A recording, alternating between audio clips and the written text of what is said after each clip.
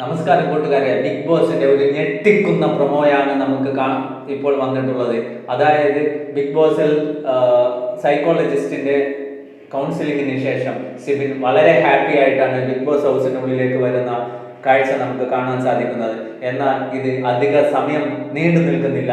എല്ലാവരും സിബിനെ വളരെ ആവേശത്തോടു കൂടി സപ്പോർട്ട് ചെയ്തുകൊണ്ടാണ് ബിഗ് ബോസ് ഹൗസിനുള്ളിലേക്ക് സ്വീകരിച്ചതും സിബിൻ ഹാപ്പി ആയിട്ടുള്ള ഒരു ഫേസോട് കൂടിയാണ് ഹൗസിനുള്ളിലേക്ക് വരുന്നതും.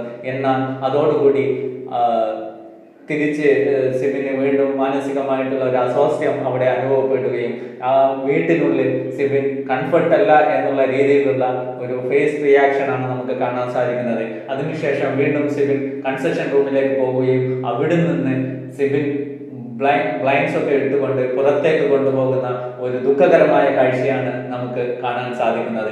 എന്താണ് സിബിന് പറ്റിയത് എന്ന് യാതൊരു വിധത്തിലും നമുക്ക് അറിയാൻ സാധിക്കുന്നില്ല.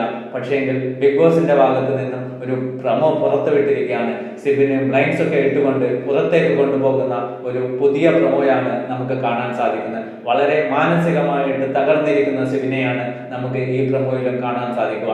എന്തോ സംഭവിച്ചിട്ടുണ്ട്. അത് നമുക്ക് യാതൊരു വിധത്തിലുള്ള ക്ലൂവും തരാൻ ബിഗ് ബോസിന്റെ ഭാഗത്ത് നിന്നോ ഏഷ്യാനെറ്റിന്റെ ഭാഗത്ത് നിന്നോ അവർ തയ്യാറായിട്ടില്ല.